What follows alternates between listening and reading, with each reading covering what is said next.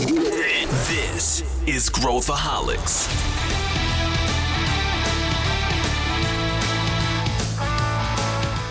Olá, eu sou Pedro Weingärtner, CEO da Ace Ventures, e você está ouvindo Growthaholics, o podcast onde se fala de inovação e empreendedorismo de forma prática e aplicável. Aqui, a intenção é acelerar o seu negócio a cada conversa. Sem fórmulas mágicas e firulas, a gente quer transformar você em um Growthaholic. Então apoie o nosso conteúdo avaliando o podcast com 5 estrelas no Spotify, porque isso ajuda mais pessoas a conhecerem o nosso conteúdo. E eu estou muito feliz porque o Growthaholics foi eleito um dos 5 melhores podcasts de inovação do mundo. Então a gente está bastante feliz com essa conquista e, obviamente, é por causa dessa parceria que temos juntos. No episódio de hoje, a gente vai falar sobre uma empresa que é, ao mesmo tempo, altamente técnica, controversa e influente, e uma das maiores escolas de fundadores do mundo, a Palantir. Ela ficou conhecida por seus contratos bilionários com governos e pela tecnologia que permite decisões em tempo real com base em dados, mas também por algo que poucos enxergam à primeira vista, a capacidade de formar talentos que depois criam startups altamente ambiciosas e inovadoras, e a gente vai contar algumas dessas histórias aqui. Além de entrar a fundo na trajetória da empresa, a gente vai explorar os produtos, o impacto dos contratos governamentais, a construção de um ecossistema robusto e, principalmente, como a cultura da Palantir transforma engenheiros em empreendedores.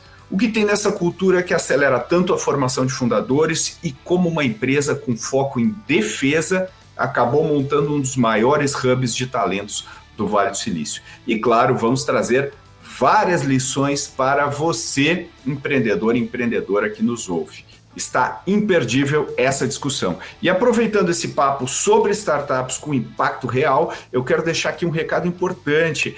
As inscrições para o Impulsiona Startups, que é o programa social de Open Innovation da Serasa Experian, em parceria com a Ace Cortex, estão abertas. O programa busca startups que atuem com educação financeira, prevenção à fraude ou geração de renda para informais. Se a sua startup tem clientes ativos e mais de 2 anos de faturamento, essa é a chance de escalar com investimento equity free, mentorias com executivos, prototipação real com grandes empresas e uma rede de apoio incrível. As inscrições vão até dia 31 de agosto. Para saber mais, acesse serasaexperian.com.br/impulsiona-startups. O link está na descrição desse episódio. Voltando ao episódio, para destrinchar tudo isso, eu trago aqui o meu já tradicional parceiro desse bloco, o meu sócio da Ace Ventures e amigo Pedro Carneiro. A gente vai explorar todos esses pontos e muito mais. Seja bem-vindo, Pedro. Obrigado, Pedro. Um prazer estar aqui de novo para a gente mergulhar nesse case que tem muitas frontes de rumores e que, apesar de a gente falar de ser uma startup, tem mais de 20 anos já de mercado. E vamos começar então, vamos começar com um evento importante que marcou o mundo, aí, que foi o 11 de setembro. E por que isso, Pedro Carneiro, foi importante para a trajetória da Palantir? O 11 de setembro foi um momento importante no mundo inteiro, mas para a Palantir em específico foi importante porque o seu fundador, o Peter Thiel, que também foi um dos cofundadores do PayPal, já foi um dos primeiros a sair ali do PayPal Mafia, ele identificou, como qualquer empreendedor, um problema para ser resolvido. E o problema para ser resolvido era o terrorismo internacional, que, foi materializado naquela data e naquela tragédia que até hoje marca a história dos Estados Unidos. E em cima desse problema, como a gente consegue trabalhar no problema de terrorismo internacional? Principalmente usando dados e tecnologia. Isso em 2003, quando a frente de dados e tecnologia ainda não era 100% lugar comum, a internet estava nos seus primeiros passos, a bolha do .com tinha acabado de estourar e muita gente achando que era só um momento em que tudo isso ia passar. E o Peter Thiel, que é um dos empreendedores mais influentes, não só daquela época, mas até hoje, tentou para construir um negócio que ia apoiar na resolução de problemas e de riscos, de terrorismo. Como fazendo isso?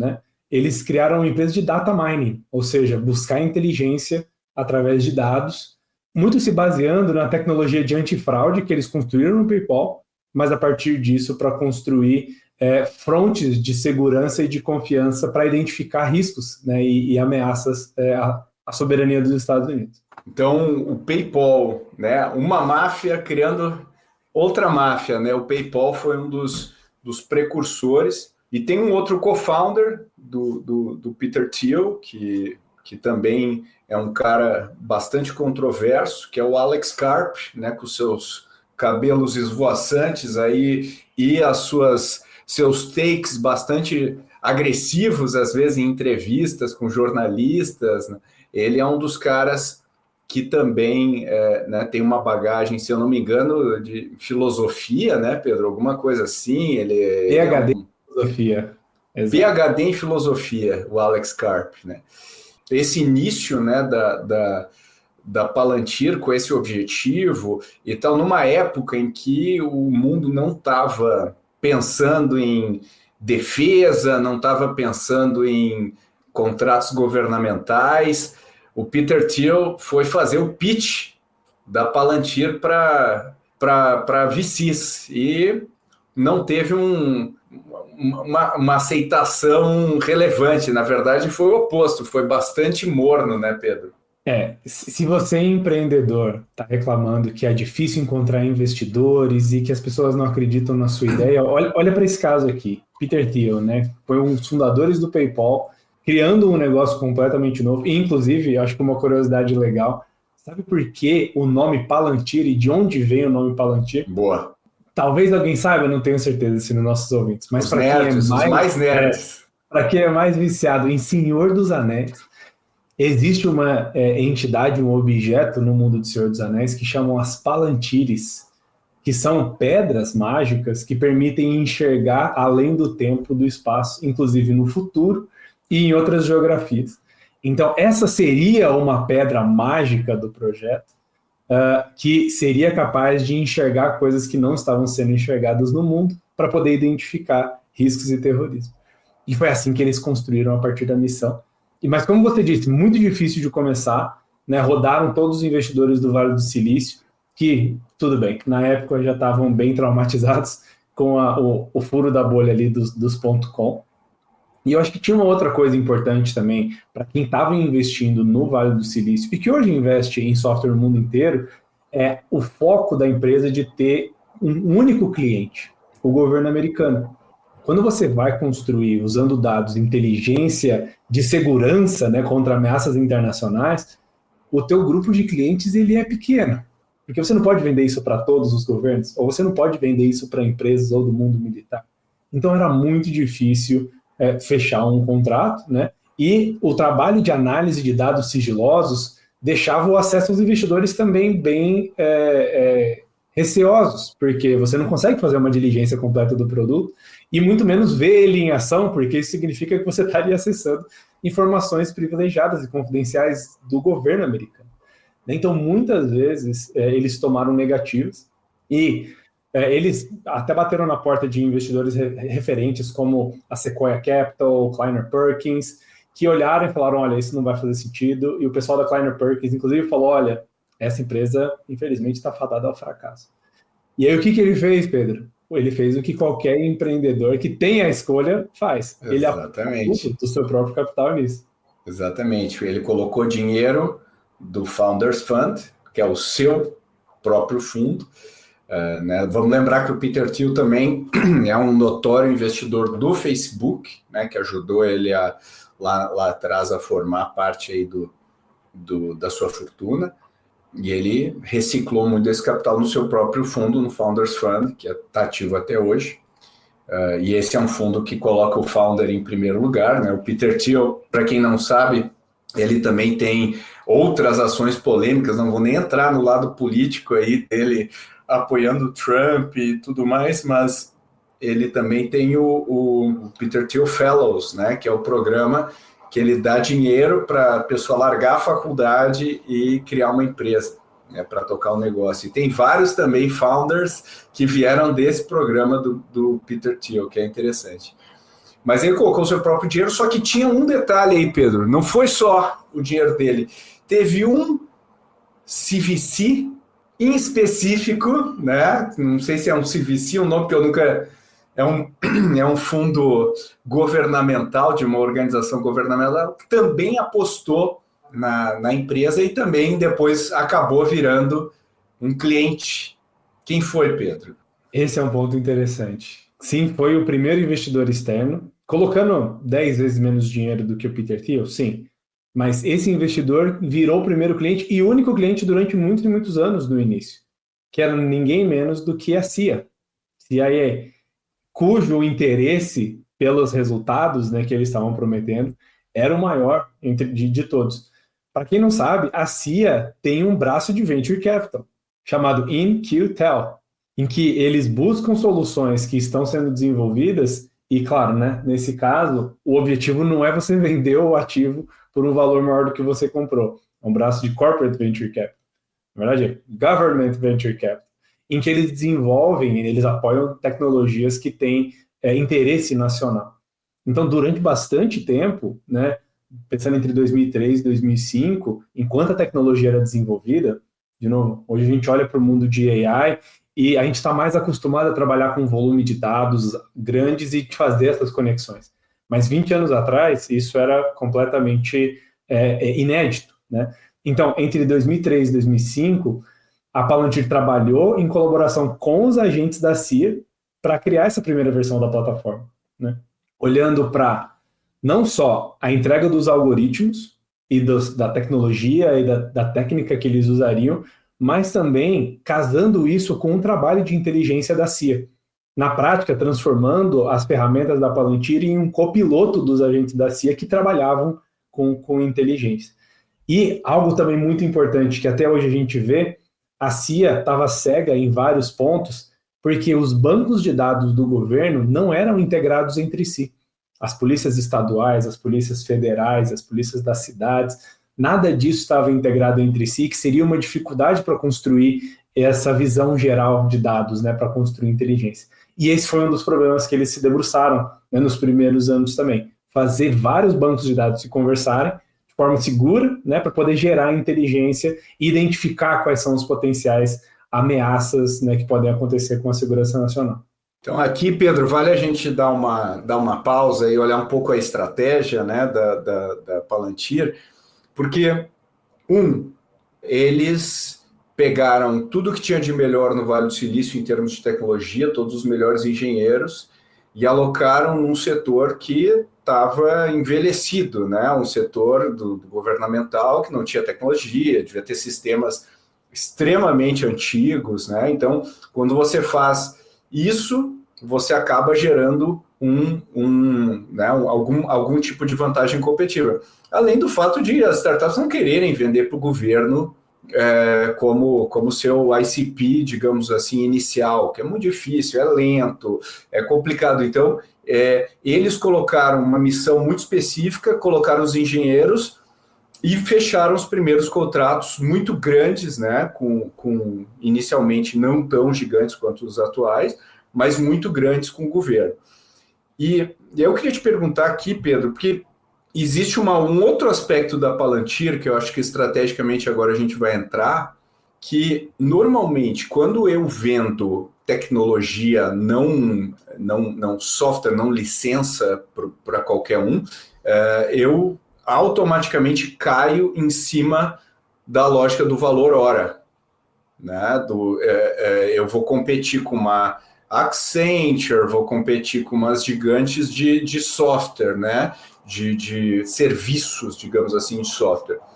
A Palantir, ela acabou utilizando uma estratégia onde ela vendia horas, mas ela também vendia a sua plataforma. Então, ela, na verdade, não era uma plataforma que qualquer um podia instalar, era quase como se fosse um acelerador de margem para os contratos da Palantir, né? Comenta um pouco isso, Pedro, e as plataformas, que eu acho que isso faz sentido para ti, porque a gente nem falou sobre esse ponto, mas eu acho que é um ponto interessante para a diferenciação de professional services, né, que eles conseguiram descobrir. Acho que 100%. E principalmente quando você olha para contratos de governo, que por lei, por determinação, tem que correr atrás do menor comparável, né? Como você constrói algo que é incomparável e começa a ter interesse estratégico, ao invés de simplesmente você ser um prestador de serviço no começo para o governo e hoje para várias outras empresas, e a gente vai comentar. conseguindo atacar os problemas que são mais relevantes da alta liderança, né? Porque quando você olha para vendas para o governo, claro que é um processo muito difícil e que raramente alguém consegue entrar bootstrap e pela porta da frente só preenchendo proposta e etc. Não para esse nível e esse escalão. Então é muito importante para o time de fundação ter esse acesso, tanto com a reputação, né, do PayPal ano passado, mas também esse acesso político, e como você comentou, fica até hoje com o Peter Thiel. Ele ainda é muito ativo na política e na construção das políticas públicas. Então essas duas coisas são parte dos ativos que eles tinham na hora da fundação e que não é qualquer empreendedor que consegue trazer. E é quando você está atacando uma das frentes que é mais importante para a alta direção, para a alta diretoria, essas pessoas têm autonomia para definir as regras do jogo e casar com esse novo modelo de remuneração. Tem horas? Sim, com certeza. Tem implementação, tem personalização, só que do mesmo jeito em que um agente da CIA é importantíssimo para a execução dos projetos da CIA, eles fizeram com que a forma, né, o stack tecnológico da Palantir fosse uma ferramenta fundamental para executar esses projetos de inteligência. E aí você começa a ganhar margem de volta, porque você não tem competição, você não tem comparabilidade, né? E o problema que você está resolvendo é literalmente um problema de segurança nacional, em que, né, se a gente for estimar o impacto do 11 de setembro no PIB americano e como isso mudou o mercado de defesa, etc., é um impacto global em um evento muito localizado. Então é em cima disso que eles estão monetizando e se alavancando. Então, o que eu aprendo em cima disso, né? Apesar de ser um case bem extremo, por conta da reputação, do histórico, etc., uma coisa dá para a gente extrair como empreendedor e aplicar. Qual que é um problema mais importante da pessoa mais importante? Quando você olha para presidente dos Estados Unidos, problema mais importante da pessoa mais importante. Em 2003, era segurança, era terrorismo. E aí eles entrando com uma proposta de valor para resolver esse problema, deu bastante espaço para eles conseguirem crescer e criar um negócio em cima disso. E eu acho que tem aí, eu acho que vale a gente falar um pouquinho dos primeiros projetos aí até 2010, mais ou menos, que eles estavam fazendo o que ninguém queria fazer. O que, para mim, até conecta com o Zero to One, lá o livro do Peter Thiel, né, que competição é para perdedores. Ele fala que tu tem que criar um monopólio. E eles basicamente criaram um monopólio ali. Eles pegaram e falaram, cara, ninguém quer entrar nesses problemas, a gente quer. E a forma como eles entraram, falaram, pô, não, no Vale do Silício, né, tudo tem que ter alta escalabilidade, tudo tem que ter produto, eu vendo assinatura, não, a gente vai resolver esse problema de outro jeito, porque não dá para a gente, tem que ser mais artesanal. E acho que daí vale comentar alguns casos aqui, né, por exemplo, os primeiros cases era a Palantir trabalhando na guerra para achar terroristas. Basicamente, eles usavam a tecnologia para pegar as informações de inteligência, integrar várias bases e ajudar a trabalhar o contra-terrorismo. Então, acho que esse é um ponto. Outro exemplo, no caso do Bernie Madoff, né, que foi uma das maiores fraudes aí, que eu acho fascinante, né, o cara usando vibes, né, para vender, e ninguém se pergunta por que os retornos são tão bons e tal, mas a Palantir fez todo o estudo forense depois desse projeto aí, né, depois da prisão do Madoff, ele vasculhou aí todos os dados financeiros, né, com a sua inteligência aí depois desse Ponzi. Outra coisa, o próprio Joe Biden elogiou a Palantir aí por ter ajudado nos programas Medicare e Medicaid, né, ajudar a fiscalizar e detectar fraudes no programa. E por último, eles tentaram fazer até alguns produtos, né? As parcerias estão muito presentes na história da Palantir.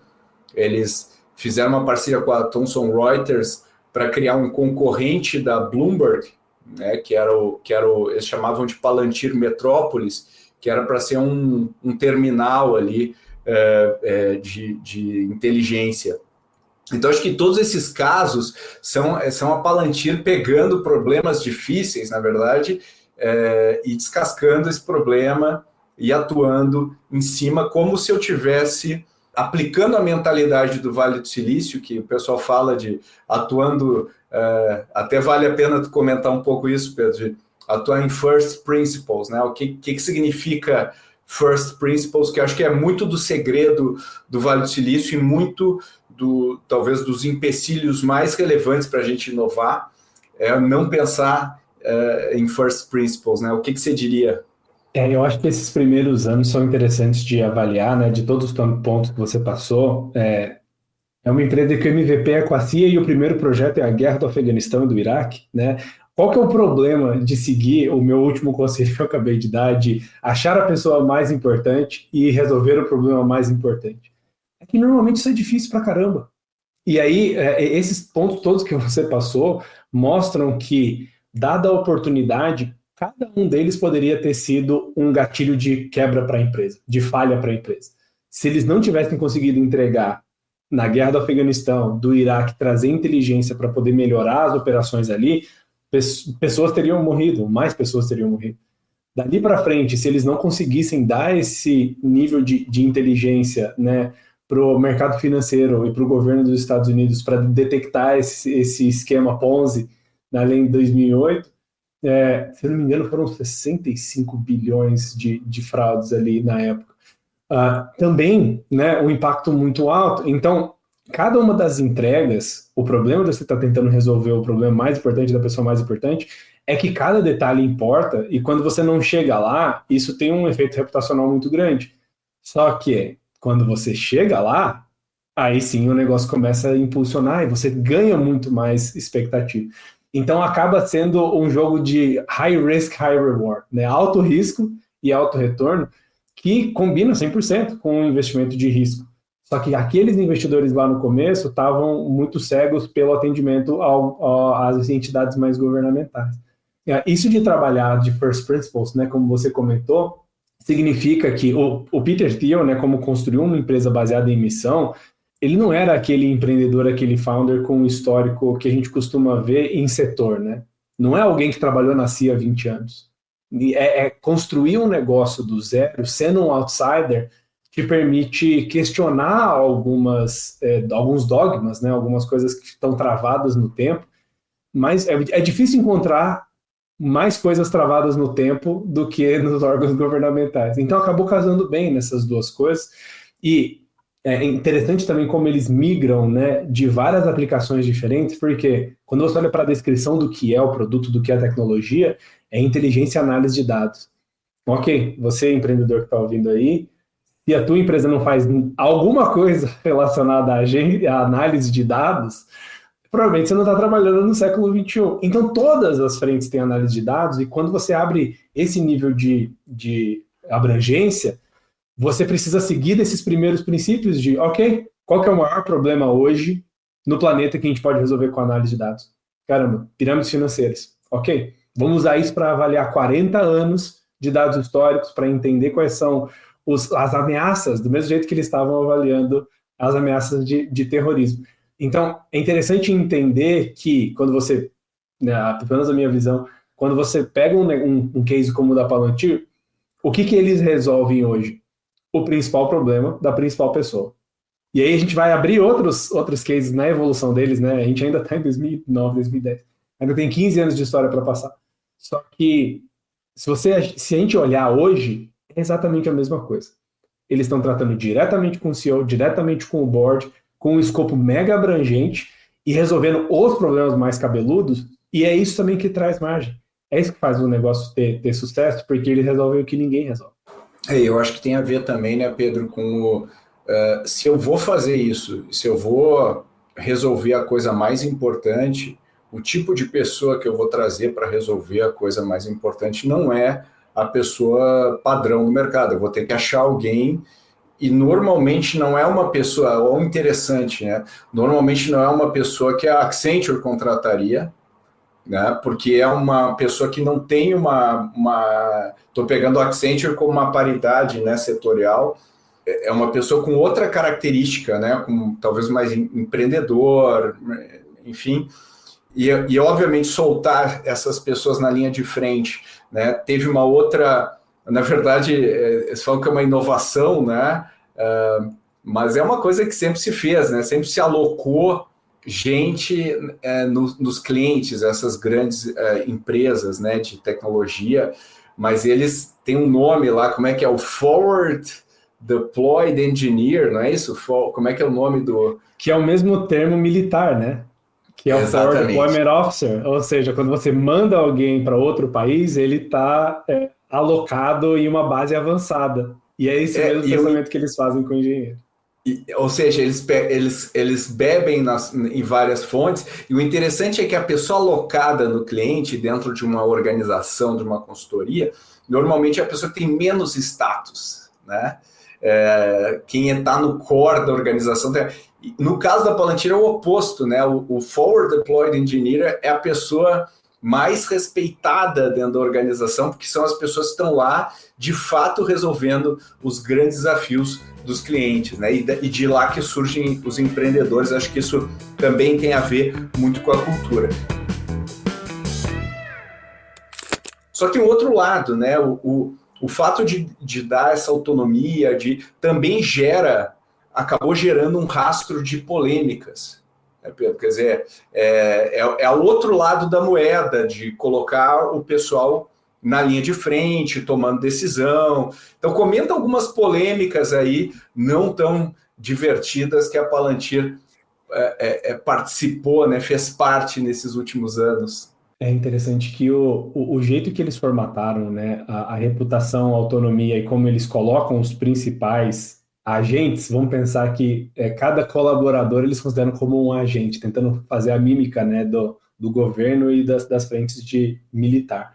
Então, o agente, né, o engenheiro que está em campo, ele tem a autonomia de um comandante de campo, ele é um coronel, ele é um general de campo, e isso dá muito mais agilidade.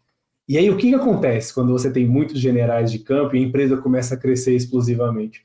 Você começa a ter generais que vão contra a corporação e que vão fazer coisas que não são vetadas, né, pelo grupo. Então, a gente voltando aqui sobre o objetivo da Palantir é resolver o principal problema dos principais atores, na primeira metade dos anos 2000, era fácil, era a guerra do Afeganistão e a guerra do Iraque. Não tinha coisa mais importante para ser resolvida. Quando deu ali a segunda metade dos anos 2000, 2008, 2010, crise econômica, que era a quebra dos bancos, Lehman Brothers. Então, era fácil entender para onde também direcionar, né, todo o poderio técnico deles. E a partir dos anos 2011, 2012, em que a gente voltou a emplacar crescimento nos Estados Unidos, os problemas deles ficaram um pouco mais pulverizados. E ao invés de serem problemas nacionais, problemas globais, eles começaram a trabalhar em problemas mais locais. A partir daí, eles começaram a ter um crescimento explosivo em influência, em valor de mercado, porque ao invés de atender só a CIA e o governo federal, que faz essa parte de relacionamento internacional, eles começaram a atender diversas agências e polícias locais. Então, governos estaduais ou outros tipos de inteligência, principalmente também para fazer contratos de segurança doméstica, ou seja, ao invés de olhar para fora, né, para ameaças de terrorismo, também olhar para dentro, para criminalidade, para outros problemas que começaram a ficar mais relevantes agora que você não está mais em guerra, né? E aí, olha que interessante, em 2012, a Palantir, né, colaborou em um programa experimental de policiamento preventivo com o Departamento de Polícia de Nova Orleans, que foi um projeto sigiloso e que só ficou público, né, muitos anos depois. E esse policiamento preventivo tem traços de Minority Report, que é de você detectar o crime antes que ele aconteça. Só que aí a gente começa as primeiras controvérsias, porque você começa a entrar demais na vida de cidadãos que ainda não cometeram nenhum crime, tem a possibilidade de cometer um crime, e esse processo de vigilância virou uma grande polêmica, né, nos Estados Unidos na segunda metade dos anos 2010. Então, saiu um memorando em 2013, por exemplo, que foi vazado para a imprensa, né, de dentro da Palantir, em que pelo menos 12 órgãos do governo dos Estados Unidos já eram clientes da Palantir. Então, FBI, NSA, Centro de Controle de Doenças, a Força Aérea, Fuzileiros Navais. Então, a Palantir ela foi o player também responsável por integrar todas essas bases, só que ao integrar todas essas bases, ela começa a ter uma visão geral que pode começar a ferir o direito de anonimidade e de privacidade dos próprios americanos. E aí que vem a primeira grande polêmica, que também aconteceu nessa época, todo mundo vai lembrar, do escândalo do Wikileaks, que foi o Julian Assange, né, um grande whistleblower, que a gente chama, né, que é alguém que aponta erros e inconsistências na máquina pública, revelaram, e ele construiu um website para vazar informações secretas de como a NSA e outros órgãos governamentais estavam espionando em cidadãos americanos. E depois, alguns anos depois, ainda vazaram algumas informações para a imprensa de que a Palantir estava usando a inteligência e os dados que eles tinham angariado para fechar o Wikileaks e para poder fechar esse ponto de saída e de denúncia, né, de sobre vigilância. Então, a partir daí, a gente começa a ver o primeiro, dentro de uma série de conflitos, principalmente quando a Palantir começa a atuar mais internamente no governo americano, de conflitos entre a empresa, o que se considera certo e errado, e a sua própria influência dentro do governo americano. Então, nessa época, um pouco menos de 10 anos, né, depois da fundação, a Palantir já estava muito introduzida e integrada ao governo, de forma que ela poderia também começar a tomar decisões que afetariam direto o cidadão americano. Eu acho que aí começou essa polêmica, né, do estigma também da Palantir, de uma empresa que está fazendo as coisas top secret, que é ao mesmo tempo uma coisa que provoca controvérsia, mas também atrai muita gente, né? De estar trabalhando num ambiente ultra top secret, resolvendo problemas relevantes, e eu acho que é um sinal também dos tempos atuais da hiperpolarização que a gente vive, mas a Palantir ela acabou até saindo do Vale do Silício, se mudou para Denver, no Colorado, e ela alegou, né, justamente que ela queria se afastar da cultura do Vale do Silício. Olha que interessante, né? O que levou a Palantir a ser bem-sucedida foi trazer a cultura do Vale do Silício para um contexto diferente, né? Para um contexto governamental e de segurança, mas agora ela estava sendo extremamente atacada. E aí tem uma frase aqui do Karp, do Alex Karp, que é o CEO, né? Que ele fala: projetos de software com nossas agências de defesa e inteligência, cuja missão é nos manter seguros, tornaram-se controversos, enquanto empresas construídas em torno de publicidade são tratadas como lugar comum. Ele está alfinetando, obviamente, aí Google, Facebook e tudo mais, e meio que colocando aí uma sensação de hipocrisia e tudo mais. E eu acho que foi mais ou menos nessa época que a Palantir meio que abraçou essa persona de não, a gente é isso, a gente é segurança mesmo, a gente toma decisão difícil, e a gente vê até pelo tom das entrevistas, as coisas foram ficando mais agressivas do ponto de vista das mensagens que eles colocavam, e acabou polarizando bastante, né, Pedro? Então, comenta um pouco isso e o momento aí que a gente teve o IPO da Palantir, que foi durante a pandemia, foi um IPO também bastante controverso. Comenta um pouquinho dessa coisa desse ethos de cuidamos do nosso país, somos pró-América e tudo mais, junto com o IPO e etc. Depois de 10 anos da fundação, a situação mudou em relação aos investidores, né? Aqueles mesmos que falaram, não, essa empresa não vai dar certo, ela está fadada ao fracasso, etc. 10 anos depois, correram para injetar dinheiro na companhia e fazer ela crescer, né? Então, em 2013, 10 anos depois da fundação, a empresa levantou seguidamente várias rodadas de investimento que levaram, né, acho que foi quase $1 bilhão de dólares, né, de investimento que ela captou ao longo de 2013 até 2015, e que levou a avaliação da empresa, o capital dela, a valer $20 bilhões.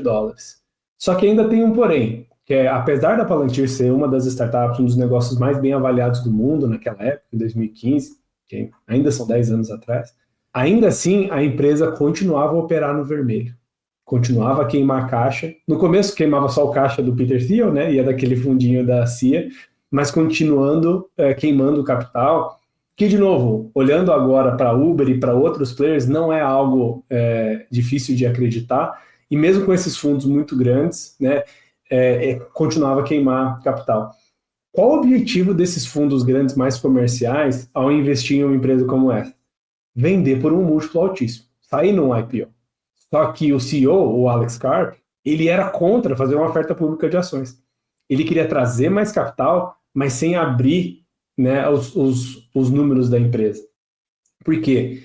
Pela conexão entre a empresa e o governo americano, ele mesmo diz, né, que além de, claro, preservar a cultura e a missão, mas ele falou, olha, seria muito difícil dirigir uma empresa como a nossa no caso de um IPO. Isso significa que quando a empresa ela precisa divulgar, né, todas as estratégias, números e etc., isso pode afetar a própria capacidade delas de agir, né, de forma secreta e apoiar os stakeholders e os seus clientes. Né? Então, ela continuou com o capital fechado até 2016, né, indo para ali 2019, que é o pré-IPO. Em 2016, né, a Palantir continuou trabalhando, né, com grandes instituições americanas públicas. Inclusive, ela entrou em uma batalha jurídica com o Departamento de Defesa. Ela tinha ficado tão integrada com os esquemas governamentais que o Departamento de Defesa resolveu excluir de uma licitação que eles montaram o uso de qualquer software terceiro. Eles iam construir o seu próprio sistema de inteligência. A Palantir, como seria a única proponente, né, a única opção para poder gerar esse tipo de inteligência, ela processou o Departamento de Defesa e saiu vitorioso depois de alguns anos e desbancou uma solução interna do governo americano em nome de uma solução comercial. É engraçado porque hoje a gente vê algo similar com o SpaceX, com o Boeing, né, e a NASA, eu ia né, falar que também deu alguns passos para trás. É. Bem interessante. E aí, talvez a gente consiga ver também o nível de capacidade de interferência dessas empresas em iniciativas que são governamentais, que foi o que aconteceu aqui, né? Então, os motivos, né, que eles mudaram para Denver também foi por escrutínio que eles receberam do Departamento do Trabalho dos Estados Unidos, que acusou a Palantir de discriminação racial nas suas contratações, né, desqualificando candidatos asiáticos de forma desproporcional. Por quê? Quando você toca uma empresa que atende principalmente as entidades governamentais, você começa a tomar a cultura e o ethos das entidades governamentais. E de onde vêm os espiões mesmo? De qualquer lugar que não os Estados Unidos.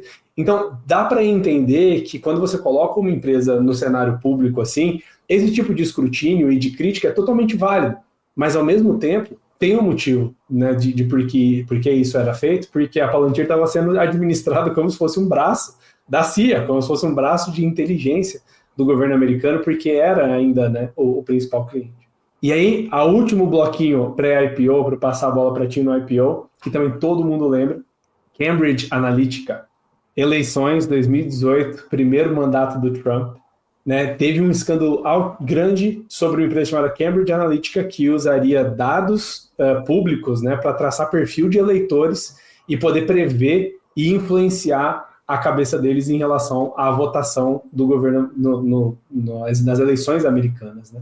Construindo um perfil psicológico de eleitores.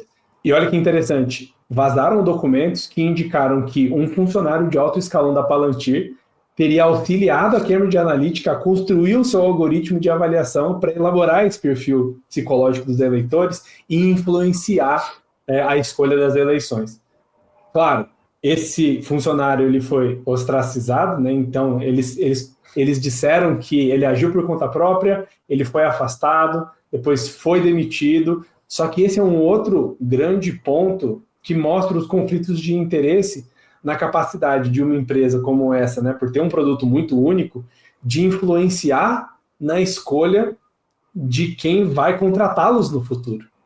E esse vira um grande escândalo, porque se eles influenciam as eleições, tem uma capacidade deles pedirem esses favores de volta quando a pessoa que ganhar estiver no poder. Então isso virou também um grande ponto de discussão ali na época.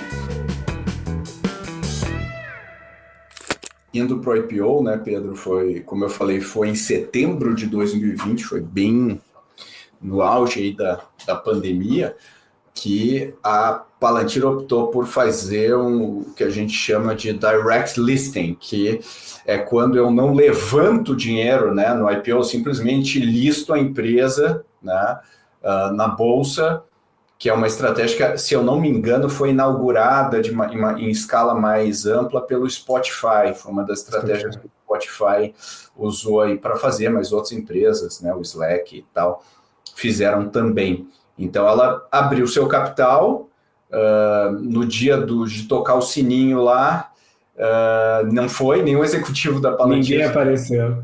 Esteve presente, né? Eles falaram, legal, abrimos, tá aí. Então, é um pouco da postura da empresa, mas ela teve um papel interessante, ela ajudou a distribuir vacinas nos estados com o software dela que chamava a plataforma Tiberius, lá fazia essa distribuição. A gente também viu na guerra da Ucrânia, o Alex Karp foi até a Ucrânia conversar com o Zelensky presencialmente, né, sempre numa defesa bem clara dos valores ocidentais, segundo a Palantir, mas ela acabou, depois do IPO, obviamente surfando o super boom de tecnologia, das ações de tecnologia e do investimento em tecnologia. Isso contribuiu muito para ela começar a gerar um resultado financeiro relevante dali para frente, né, Pedro? Comenta um pouquinho sobre os números da Palantir, como é que ela está valendo, quanto que ela está valendo hoje em julho de 2025, para a gente entrar em outros aspectos aqui, e a tua visão, né, o que tu acha desse valuation atual e tudo mais.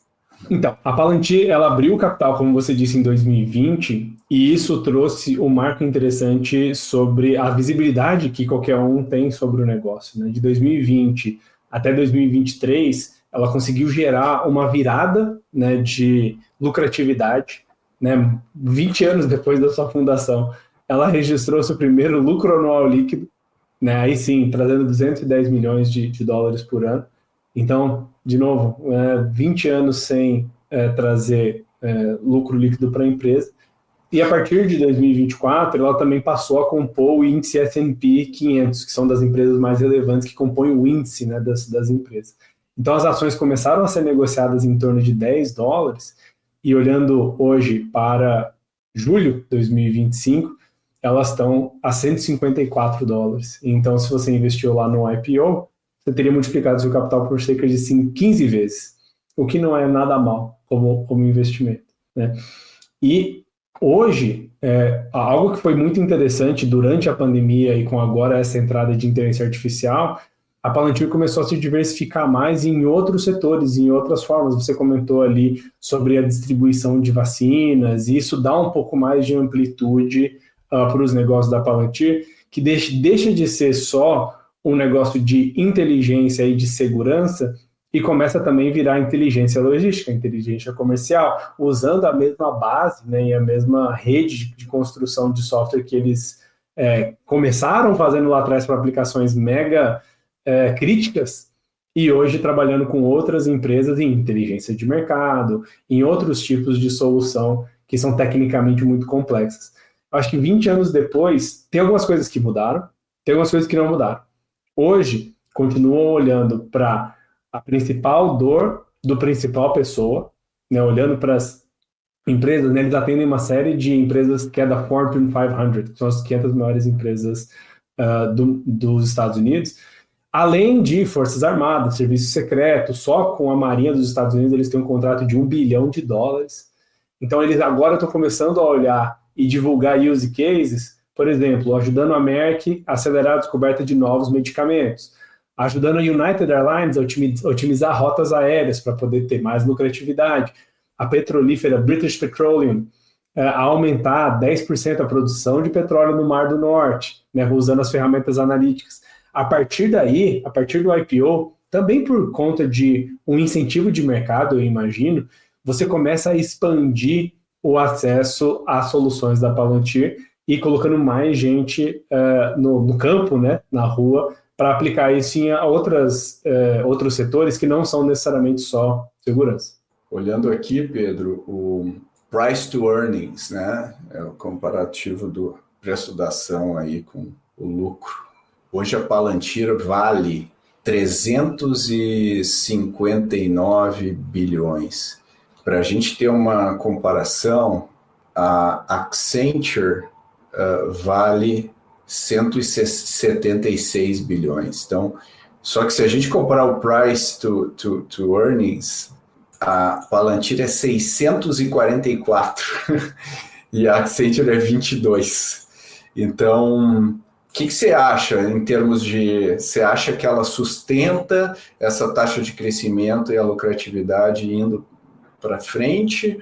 Ou é um risco relevante do negócio? Ela está sendo precificada quase como uma Tesla, né, esses negócios aí imponderáveis, né, que pode lançar robô, pode... mas pode não também, né? Como é que você enxerga? Olha, eu vejo as duas pontas. Eu vejo tanto a frente que a gente chama de bullish, né, que é o otimista, e o otimista né, uma coisa é certa, que eu acho que não muda entre os dois cenários. O tipo de problema que eles resolvem com a popularização da inteligência artificial vai ficar mais comoditizado. Isso vai ficar cada vez mais ao alcance de empresas menores e de times menos especializados. Isso deve acontecer, né? Porque hoje você tem toda uma indústria que é trilionária, que está trabalhando especificamente para isso, para deixar a inteligência artificial, a inteligência de dados mais acessível, mais rápido, mais barato. Então, isso vai acontecer, é uma onda que está chegando. Qual que é a melhor situação? A situação otimista para uma empresa como essa? Quando todo mundo consegue resolver problemas de inteligência de dados e fazer todas essas conexões, uma coisa não muda. Ainda vai ter o problema mais importante. A inteligência de dados deixa de ser o problema mais importante, da pessoa mais importante, só que esse problema ele muda de lugar. E eu acho que eles têm uma capacidade, principalmente pela mudança, né, que a gente viu eles fazendo entre a área militar e de inteligência até a frente de saúde, transporte, United Airlines, etc., eles vão encontrar o problema mais difícil da pessoa mais importante e vão para o próximo. Né? Esse é o ponto mais otimista. Eu acho que o principal ativo que eles têm tem a tecnologia, tem o software, mas é o ativo humano e esse nível de flexibilidade. E a capacidade deles, agora como uma empresa pública e com bastante caixa no bolso, de apostar em coisas que eles acreditam no futuro e desenvolver soluções para o que vai ser esses problemas mais difíceis, sem ter que dar retorno no curto prazo. Acho que esse é o primeiro. Agora, a visão, né, pessimista do negócio é todas as outras frentes de consultoria, de dados ou não de dados, ou as próprias empresas que contratam esse tipo de solução, agora com as ferramentas de IA, vão ganhar uma habilidade fenomenal. E por que não contratar alguém que era Palantir, que é o meu engenheiro de campo, para ser o meu head de inteligência de dados da United ou da Merck, ou de todos os caras que eles atendem. Se essa competição começar a acontecer e a frente de tecnologia se equilibrar, ou seja, todo mundo tiver acesso à mesma tecnologia, ao mesmo poder de processamento, e se eles não acharem o próximo problema mais difícil e não conseguirem resolver esse próximo problema difícil, eles podem estar em apuros. Pois é, Pedro, e eu acho que a Palantir ela pegou dois tailwinds muito fortes, que foi, primeiro, o boom pós-Covid de tech, e agora AI. Então, ela pega duas tendências, uma meio momentânea, mas a outra vai ter um impacto fundamental nos próximos anos aí globalmente, e tem muito o que se fazer, né? Tem muita construção a ser feita em cima do stack. Então, eu acho que é isso que está sendo levado em conta. Se a gente for ver cada anúncio de inovação, qualquer coisa que acontece no mundo de AI, a ação da Palantir, ela meio que sobe junto. Então, o pessoal meio que entendeu que existe uma correlação direta de Palantir com AI, com a parte de serviços de AI, de certa forma está sendo entendida como o player que está on top of it, né? Que está meio que dominando essa área.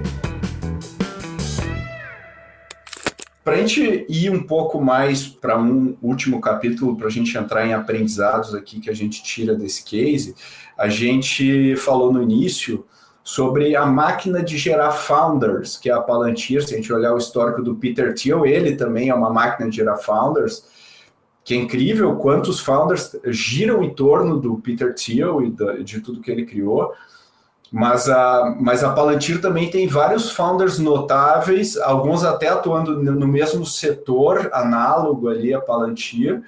Então, assim, eu queria que você primeiro comentasse um pouco, né, alguns desses founders e o que se atribui a essa proliferação de founders que surgem do alumni da Palantir. Legal, olhando para algumas empresas aqui que nasceram e que tiveram founders que passaram pela Palantir, né? Então, tem a Anduril Industries, que é específica, sim, em defesa em sistemas autônomos, ou seja, mísseis inteligentes e outras formas de defesa autônoma controlada por robôs. A Eleven Labs, que está bem famosa agora, que é especificamente para transcrição de texto para voz, ou seja, construir falas, né, mais naturais e mais próximas ao humano, mas usando inteligência artificial. Essa última, Eleven Labs, levantou $180 milhões no ano passado.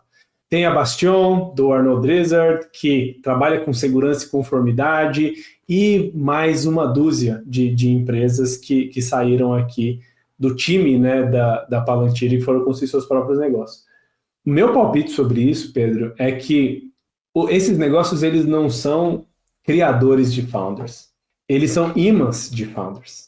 Eles trazem as pessoas certas que já têm a mentalidade de founder, já têm a mentalidade de empreendedor, e a Palantir é uma etapa na jornada deles de empreender.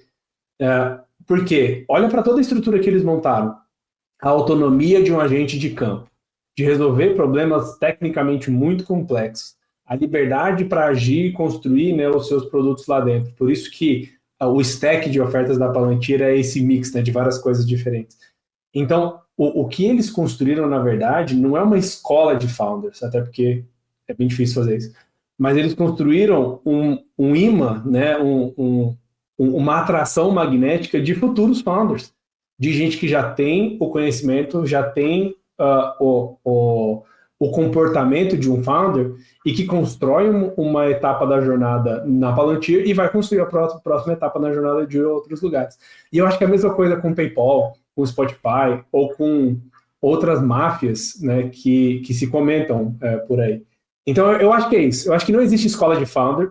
Escola de founder é a escola da vida, mas você atrai pessoas com um comportamento e com uma cabeça específica que tem esse potencial, né, de criarem grandes negócios no futuro. E, claro, ajuda muito para levantar sua série B você ter sido um diretor na Palantir, porque você já tem uma validação de reputação, né? Você sabe aonde trabalhar.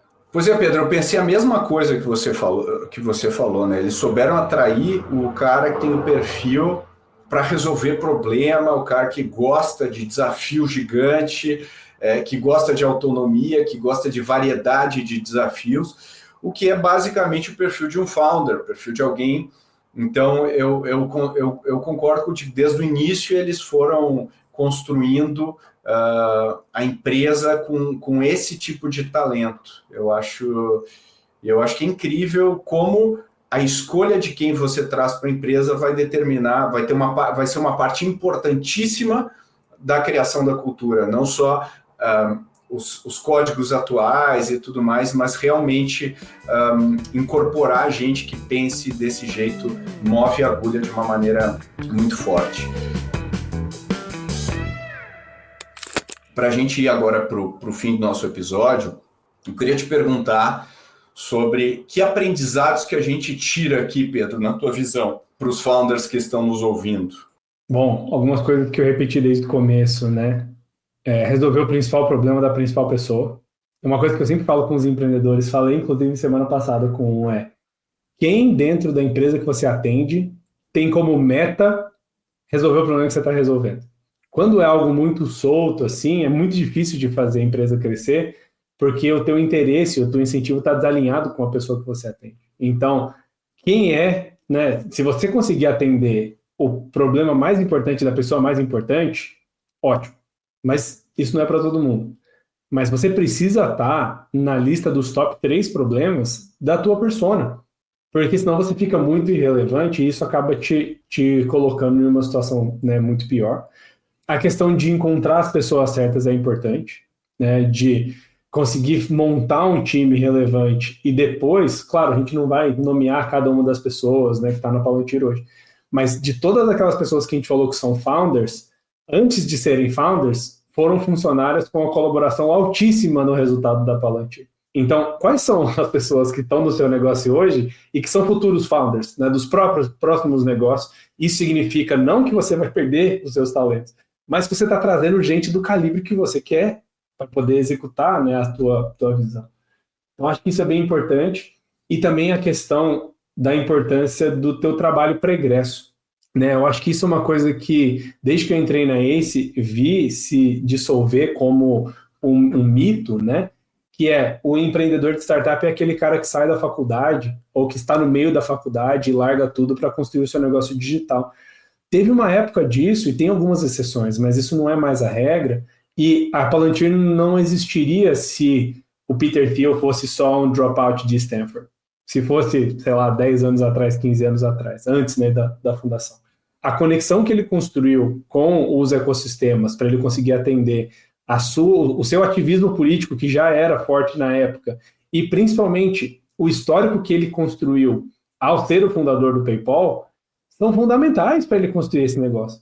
Sem isso, não importa, ele poderia ter levantado mais dinheiro e tal, mas essa reputação e essa experiência é o cartão de visita e a porta de entrada dele. Então, para muitos empreendedores, a sugestão, né, o conselho pode ser, quer saber, não empreenda agora. Construa um negócio grande, trabalhe em algo que, sabe, você vai conseguir construir a sua experiência e a sua reputação, para sim, você dar esse passo e construir um negócio seu. Muitos empreendedores reclamam, né, falando, não, tal pessoa levantou 10 milhões de dólares no PPT. Fala, mas o que ela fez antes? Ela só foi fundadora da PayPal, só foi fundadora da OpenAI, que teve agora um seed round de 2 bi de dólar. Então, assim, dá para fazer isso, dá para levantar no PowerPoint, mas você só precisa ter fundado a OpenAI antes. Acho que são os meus 3 principais insights assim, que eu tirei da nossa papo. Eu acho que tem algumas outras coisas aqui que eu colocaria, assim, eu acho que primeiro, não ter medo de abraçar o que você realmente representa, né? Então, eu acho que a Palantir demonstrou, e eu não estou entrando no julgamento das polêmicas ou do que eles fizeram, mas eu acho que isso pode ser aplicado para qualquer contexto. Eles abraçaram uma crença que eles tinham, né, talvez até capturando um início da curva de zeitgeist que a gente estava vendo no mundo em relação a esse tema, e foram com tudo nesse posicionamento. Eles não tiveram alguma coisa, eles não seguraram, né? Eles foram realmente, e eu acho que o Brasil está entrando num momento que o mercado americano já está há muitos anos, né, de hipersaturação de marcas e canais e tudo mais. Então, a diferenciação está sendo cada vez mais importante. Eu acho que esse é um elemento relevante aí para a história. Outra coisa que eu tiro também, o tempo, né, o Delta T, aqui, a Palantir aí está há mais de 20 anos tocando negócio, e vários anos a Palantir ficou flat, né, com faturamento muito baixo, nenhum VC queria colocar dinheiro, mesmo, Pedro, o cara sendo ex-PayPal, mesmo o cara, né, tendo um track record colossal, e foi graças ao, né, a busca disciplinada por essa construção dessa visão que eles conseguiram chegar lá, né? Então, eu acho que ter essa visão aí de 10 mil metros de altitude, de olhar o que você está criando e não ficar tanto no micro, é muito importante até para a saúde mental dos founders, entender que tudo de valor leva tempo para a gente criar, né? Eu acho que esse é um outro elemento importante. E para mim, o terceiro ponto que eu tiro tem a ver com a categoria que eles estão atuando e como que eu entendo os economics daquela categoria. Então, que tem a ver com o ponto que eu trouxe lá no início, né? Se a tua categoria trabalha por valor hora, e aquilo é um limitador de quanto você consegue ganhar de dinheiro, da sua margem bruta, de quanto você ganha no final do dia, você pode ser criativo, inovar também no seu modelo de negócio, na forma que você precifica, e não ficar apenas naquela, eu inovo no produto, mas eu vendo e cobro exatamente da mesma maneira que todo mundo vende e cobra. Então, acho que essa capacidade de inovar em todas as frentes, acho que é muito importante aí para todos os nossos empreendedores. Com certeza. Pedro Carneiro, muito obrigado por participar de mais esse mergulho. Eu sei que você adora estudar empresas, assim como eu. Obrigado aí por ter se dedicado para a gente ter conseguido fazer esse episódio, que foi muito aprendizado para mim e espero que para os nossos ouvintes também. Obrigado pelo convite, Pedro. É sempre bom estar aqui. E é uma história que continua em ação, né? A gente está vendo a empresa se desdobrar e vamos ver se a Palantir, né, a pedra que vê tudo, vai virar mesmo uma arma secreta para o governo americano ou um Big Brother, né, que vai atuar contra os próprios interesses americanos. Show de bola. E você que ouviu o episódio até aqui, o que você achou? O que você aprendeu? Se você conhecia a Palantir com mais profundidade e que outras empresas você conhece que também formam ótimos fundadores. Se você gostou e quer comentar, use a hashtag Growthaholics nas redes sociais para continuar essa conversa com a gente. E aproveita e dá aquela força, avalia o Growthaholics com 5 estrelas no Spotify, porque isso ajuda muito a gente a espalhar o nosso conteúdo. E se você quer ver outros temas de inovação, empreendedorismo, VC, acesse o nosso site www.aceventures.com.br. Lá tem muita coisa e até o próximo episódio. Obrigado!